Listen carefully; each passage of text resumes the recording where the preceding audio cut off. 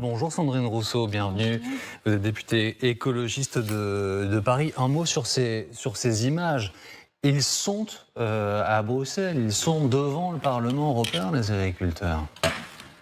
Oui, et la crise agricole est d'une ampleur rare. Elle couvre depuis des années et des années. Et là, on arrive au point de non-retour. Après, la question, c'est quelles sont les revendications des agriculteurs? Et moi, j'entends beaucoup du revenu. Et la réponse du gouvernement se contente de la question des normes. Et j'entends aussi qu'il y a des demandes sur les normes, mais j'alerte sur le fait que les normes sont des normes pour la plupart protectrices en réalité, et de l'environnement et des consommateurs, et qu'il va falloir que... Ça veut dire que ces surnormes décriées par les agriculteurs, vous vous dites qu'elles sont absolument nécessaires ? Parce qu'on est mieux disant que l'Union européenne, pour dire la chose clairement, sur certains sujets. Oui, mais on a, je rappelle, un effondrement de la biodiversité d'une ampleur qui nous met en danger nous-mêmes. Et donc, on ne peut pas aller sur quelque chose qui aggrave le danger, et pour la santé et pour la planète. Et en fait, il y a une espèce de mouvement composite dans le mouvement des agriculteurs actuellement, et je pense que d'agriculteurs qui n'ont pas de quoi vivre et qui se suicident, qui sont dans une détresse inouïe, on passe vers quelque chose d'autre qui est la destruction des normes environnementales, dont je rappelle quand même qu'elles sont là pour protéger. On ne peut pas faire les deux ? On ne peut pas vivre correctement et protéger l'environnement ? Ah bah au contraire, je pense que c'est précisément les deux. Mais comme on a un gouvernement qui n'arrive pas à réguler, qui n'arrive pas à poser le mot de revenu, qui n'arrive pas à poser le mot de prix plancher, qui n'arrive pas à protéger... Il l'a fait avec une loi que personne n'avait votée avant, la loi Egalim 1 et 2. Oui, mais sauf que la loi Egalim n'est pas appliquée, et que les entreprises de l'agro-industrie, de l'agroalimentaire sont dans un contournement d'Egalim qui aujourd'hui n'a jamais été réellement sanctionné. Donc en fait, Egalim, c'était une façade qui n'a jamais permis de garantir le revenu des agriculteurs. Je rappelle que il y a un chiffre qui m'a vraiment marqué, moi, dans les semaines précédentes, là, c'est que sur 100 € de dépenses alimentaires des ménages, de vous et moi, sur 100 €, il n'y a que 6 € qui va aux agriculteurs. Ouais. C'est-à-dire qu'en fait, les 94 autres euros vont à la grande distribution, vont au transport, et en fait, là, on a un problème. C'est-à-dire que les Français et Françaises seraient d'accord pour payer davantage les agriculteurs. Je pense que sur leurs 100 € de dépenses d'alimentation, ils seraient tous d'accord pour qu'on aille bien au-delà de 6 € pour les agriculteurs. Mais pour ça, il faut accepter de réguler l'agro-industrie et l'agroalimentaire et la grande distribution. Il faut aller sur le profit de la grande distribution. Est-ce que le gouvernement en est capable aujourd'hui? Il n'a jamais montré. Oui. Bruno Le Maire a dit, là, on ira jusqu'à 2% de pénalité sur le chiffre d'affaires des distributeurs s'ils ne font pas respecter la loi Egalim. Oui, ce qui signifie des dizaines de millions d'euros. Non, mais on a de multiples fois essayé d'encadrer les surprofits, de limiter la part d'augmentation des produits alimentaires par la grande distribution. On l'a fait de mille et une manières. À l'Assemblée, on en est à 3 ou 4 propositions de loi là-dessus. Le gouvernement et la majorité n'a jamais soutenu ces lois, jamais. Donc en fait, là, nous, on essaye depuis maintenant des mois d'éviter la casse. Et on l'a fait bien avant le mouvement des agriculteurs. Et quand je dis nous, c'est toute la NUPES. Et en fait, on n'a jamais eu le soutien du gouvernement. Il y a une loi sur les prix planchers qui, par exemple, avait été soumise par, je crois que c'est le groupe Insoumis. Et ça n'est pas passé à 6 voix. Il nous manquait les voix de la majorité, quoi. Donc en fait, il n'y a pas de volonté d'aller chercher ce qui est au cœur du sujet, c'est-à-dire qui prend la valeur ajoutée, qui prend la plus-value sur le travail des agriculteurs aujourd'hui. Et aujourd'hui, c'est la grande distribution et l'agroalimentaire. Madame Rousseau, cette actualité, elle était marquée aussi par un événement plus personnel. Vous êtes rendu avec Madame Tondelier à la rencontre de viticulteurs. Vous avez été insulté, j'ai dire doublement, insulte sexiste, va faire la soupe, salope, insulte directe. Donc, action en justice contre le viticulteur qui vous a insulté. Puis, des élus du Rassemblement national ont posté une photo qu'ils avaient prise devant cette banderole qui reprenait cette phrase. Vous aviez demandé une sanction à l'Assemblée nationale contre ces élus. On en est où de ça ? Moi, j'ai fait la lettre lundi, donc j'attends que le bureau de l'Assemblée nationale réponde. Mais je pense que dans la mesure où ils posaient en écharpe, alors c'est pas cette photo-là, mais dans une autre, ils sont en écharpe, donc ils représentaient l'Assemblée nationale. Je pense qu'aucun député aujourd'hui en France en 2024 ne peut représenter l'Assemblée nationale devant une pancarte disant « va faire la soupe, salope ». En fait, ça n'est pas possible. Et donc, les insultes sexistes, ça reste quand même l'argument suprême quand on n'a plus aucun argument. Le Rassemblement national devrait travailler ses arguments de fond parce que je pense que ça n'est pas acceptable en République d'avoir ce type d'insulte. Vous avez eu un échange direct avec eux ?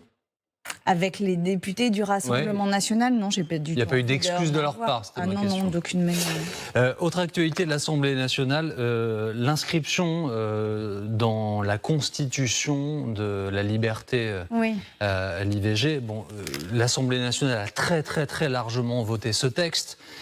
Le Sénat va se pencher dessus. Le président du Sénat a d'ores et déjà dit qu'il trouvait que c'est... Je vais reprendre les mots de tête, mais la loi fondamentale n'est pas un catalogue de mesures sociétales. Voilà ce qu'a dit Gérard Larcher. Vous avez tout de même bon espoir que le Parlement en congrès fasse passer cette décision ? Oui, parce que Gérard Larcher ne représente pas heureusement tous les élus du Sénat. J'ai l'impression qu'il candidate au rôle de patriarche en patriarcat, là, mais en fait, il y a quand même d'autres manières de voir cette loi, et notamment la garantie du droit fondamental des femmes à disposer de leur corps. Et surtout, moi, je voudrais que ça passe, et pour nous protéger les femmes en France, mais aussi pour envoyer un signal extrêmement fort à l'ensemble du monde en disant c'est possible d'intégrer le droit à l'IVG dans les textes fondamentaux d'une république. Et en fait, je suis sûre que d'autres femmes, d'autres féministes ailleurs dans d'autres parlements se saisiront de cette occasion pour pouvoir faire passer la même chose. Et c'est comme ça que les luttes aussi progressent. C'est par un espèce de bâton de relais invisible que nous passons de femme en femme. On a les chiffres ce matin d'Interstat, ce sont les chiffres du ministère de l'Intérieur. Ils ne sont pas bons. Ils ne sont pas bons sur les violences intrafamiliales et beaucoup concernent les femmes. Ils ne sont pas bons aussi parce que la parole se libère. Est-ce que vous en faites cette interprétation ou est-ce que vous estimez que les violences contre les femmes continuent d'augmenter ? Non, je pense que les violences continuent d'augmenter sur les femmes et sur les enfants, particulièrement dans la sphère intrafamiliale.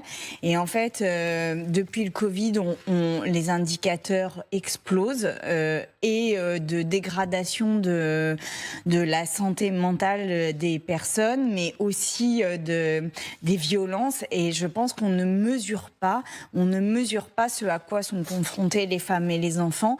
Et on est dans une conjoncture économique et sociale très tendue. Il y a énormément de personnes qui n'arrivent pas à acheter des biens alimentaires, on en parlait tout à l'heure. Il y a énormément de personnes qui ont des logements qui sont difficiles. Et en fait, la conjoncture économique et sociale, on sait, tend les choses à l'intérieur des foyers, donc ça aggrave l'exposition aux violences. Ça n'est pas le seul facteur, évidemment, mais là, je crois qu'il faut vraiment faire un plan d'urgence de protection des personnes à l'intérieur de la famille. C'est pour ça que nous, on dit le privé est politique, parce que, en fait, il y a des mesures, Madame Rousseau, il y a des mesures, Madame Rousseau, qui ont été prises. Des maisons départementales pour accueillir accueillir les femmes sans condition, leur offrir des ressources pour qu'elles puissent se mettre à l'abri, la multiplication des bracelets grave danger, des téléphones grave danger, pardon. Non, mais ça fait partie des mots qui sont posés, mais dans les faits, il n'y a pas de... On voit, hein, les féminicides ne diminuent pas massivement, les violences conjugales augmentent, les violences sexuelles augmentent aussi. Aujourd'hui, on a des mots comme grande cause, voilà, qui sont des mots dont se gargarise vraiment le gouvernement. On a l'habitude, mais à la fin, ça ne se traduit pas par des politiques publiques d'ampleur. Et là, moi, je voudrais vraiment dire qu'il y a des enfants en danger aujourd'hui et des femmes en danger. Gabriel Attal, au cours de son discours de politique générale, a dit, et je le cite, « Personne ne revendique un droit à la paresse en France », auquel vous avez répondu par un tweet. « Un jour, je vous parlerai vraiment du droit à la paresse et de son intérêt majeur pour penser l'avenir. » On ne va pas avoir le temps de faire un exposé sur le droit à la paresse. C'est un livre de Paul Lafargue, qui était lui-même de la famille de Karl Marx, indirectement, dans une époque... Alors, le droit à la paresse...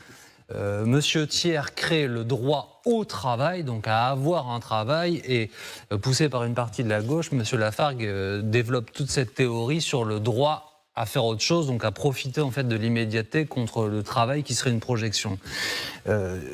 Pourquoi est-ce que ce que vous dites, vous, ne passe pas aujourd'hui? Pourquoi est-ce que votre droit à la paresse, a priori, agace?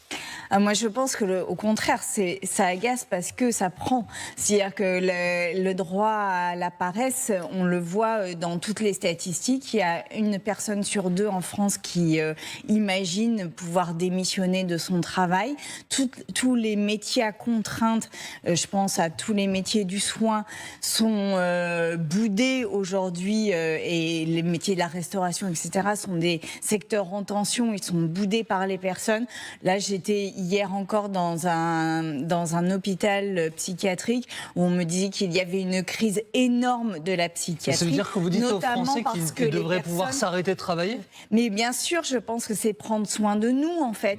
Et le modèle que nous a présenté Gabriel Attal lors de son discours de politique générale, c'est un modèle économique et social des années 50 où il faut toujours produire plus, produire plus, produire plus. Aujourd'hui, on arrive à la limite de la planète et de nous-mêmes. Et combien de personnes sont en mauvaise santé? Ce serait quoi? Ce serait un genre de droit opposable?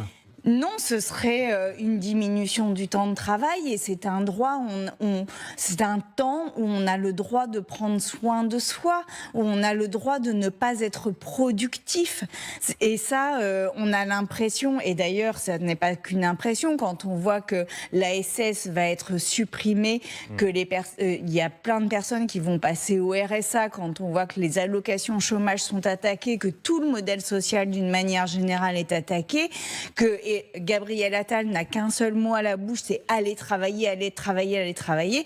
Moi, je dis... C'est aussi un outil de libération pour beaucoup de gens, le travail. C'est aussi un moyen de s'assumer, de vivre plus librement. Évidemment. Évidemment, mais la vie ne se résume pas au travail. La vie ne se résume pas au travail. Et aujourd'hui, la question du bien-être doit être au centre de notre société. C'est valable pour les élus? Et de notre modèle. Ah bah oui, j'aimerais bien. C'est-à-dire que vous avez envie de vous reposer un peu? J'aimerais beaucoup avoir des temps, détachés de la politique, mais vous savez bien que c'est compliqué. Oui. Merci Sandrine Rousseau.